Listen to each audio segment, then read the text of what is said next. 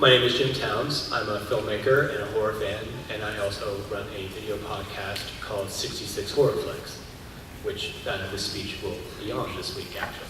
You can find it on YouTube. Let's get started. I'm going to be doing a little introduction to the film we're about to watch, the 1931 Universal Studios production of Frankenstein, directed by James Whale and starring Boris Karloff as he is credited in the film, the monster. This film is a benchmark in arts and entertainment in the early 20th century and ranks near the top of many lists of the most important films ever made. Okay, so first off, you have to realize that 1931 was pretty much the height of the Great Depression, which had begun with the stock market crash in 1929. The film version of Frankenstein was born into America of impoverished middle and lower classes, desperation, bread lines, entire families living in coal ovens. It was grim. It was very, very grim. So why in the middle of all this grimness would a major studio make a horror film? Well, the answer is this film. Universal released Dracula, written by Bram Stoker, earlier in that year on February 14th, Valentine's Day. And it was a hit. It was a mega hit.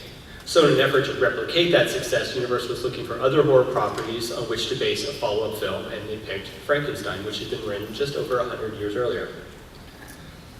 There's someone who would claim that the film doesn't take the broadest of liberties with the text of the novel. The era of the story has moved up a few decades. The lead character, Victor's name, has changed to Henry, probably due to anti-German sentiments between the world wars in America.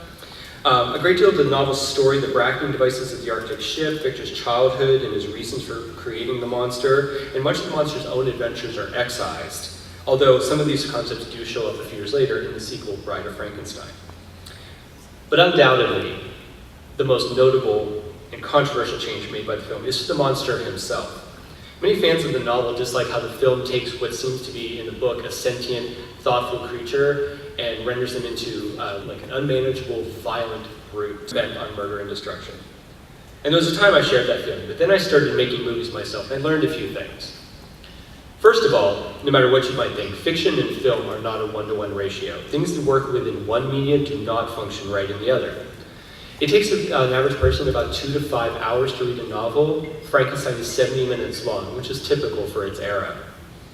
So things have to be compressed and amalgamated. Much of what we learn of the monster's solitary adventures in the novel, as related to the monster, by the monster to Frankenstein and by Frankenstein to the ship captain, are more about what he was thinking at the time, less about what he was saying. So if you think about that in a film context, unless they were going to dub in an ongoing internal monologue for the monster, which would have been strange, in the movie he needed to stay mute. Again, in the 1935 sequel, he does talk.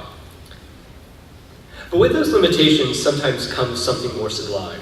The film's significant artistic and technical achievements aside, its real impact and likely why it enjoys its legendary status is Karloff's mime performance as this misbegotten being.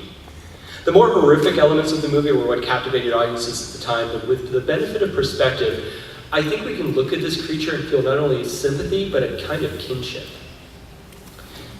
The film set the standard not only for how future adaptations of Mary Shelley's work should look and sound and feel, but also for how any film dealing with this kind of fantastic content should be made if it wanted to capture the public's imagination. It also cemented this guy's place as a cultural icon in modern society.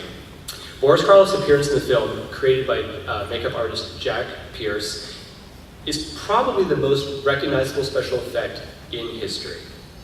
So much so that even his silhouette is instantly identifiable to almost anyone. The flat head, the heavy lids, and the iconic neck bolts have been appropriated, adapted, and caricaturized in thousands of different ways across dozens of different media over the last 87 years, from film to animation, music, comic books, fine art, toys, model kits, and yes, as dispensers. So the way the monster of Frankenstein has had two very distinct lives, one in literature, another in pretty much everything else you can imagine. The monster's become a familiar face to most Americans from an early age. Usually he represents something uncanny and spooky, but he's also quite often connected with the idea of being ostracized or misunderstood for no good reason. This pop culture transformation from fiend to friend has had the interesting effect of returning the modern perception of the monster to something closer to the way he was described by Shelley in 1818. A powerful, misunderstood man desperate to connect with the people around him, and like many of us, trying and sometimes failing to figure out how he fits into the world. With that, I'll wrap up this introduction so we can all watch Frankenstein. I want to thank you for coming. I want to thank Betty Sador for making this possible.